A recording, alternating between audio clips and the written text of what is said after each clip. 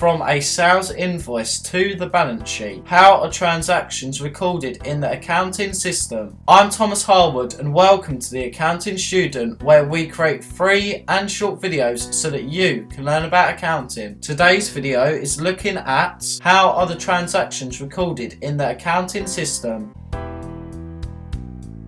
Every business has to keep a record of its transactions and activities. Whether it is a small sweet shop to a global entertainment company, they all use an accounting system to keep accounting records in a consistent and organised manner. The first part of the accounting system is a business transaction itself. This can range from a sale of goods, a purchase of fixed assets, or a payment to a supplier, and cheques, invoices and receipts can evidence these. The transaction is then recorded in the second part of the accounting system, known as the books of original entry. The books of original entry can be divided into three different types. The first and most common type includes the sales journal, purchases journal, sales returns journal, and the purchases returns journal. This type is used to record the day-to-day transactions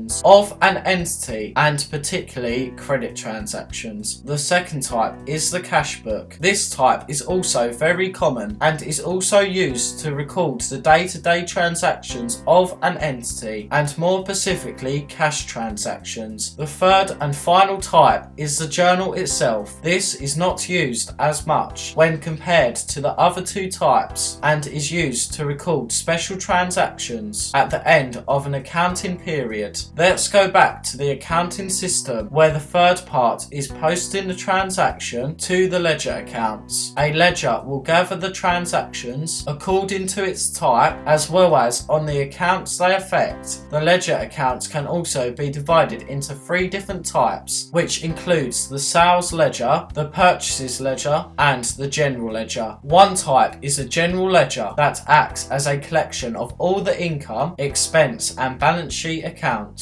At the end of an accounting period, the journal entries are gathered and moved to the general ledger accounts, which is known as posting. Other types of ledger accounts are the sales ledger, which collates all the customer accounts, who are also known as debtors or accounts receivables. The purchases ledger, which collates all the suppliers accounts, who are also known as creditors or accounts payable. Then the fourth part of the accounting system is the trial balance. This is where the balances from the ledger accounts are added together at the end of an accounting period, and after that the total of the debit side should equal the total of the credit side. If it does not equal, then it is required to identify and correct errors. When the trial balance is correct and balances, then the fifth and final part of the accounting system can be performed. The balances from the trial balance are used to prepare the financial statements for an accounting period. So that was the explanation of how the transactions are recorded in the accounting system. If you enjoyed it, press the like button. If you have a question you want answered, leave it in the comments below and we'll try our best to answer it. And if you're not already subscribed, make sure you click the red subscribe button to keep updated with the Accounting Student. Thanks for watching. We'll see you next time.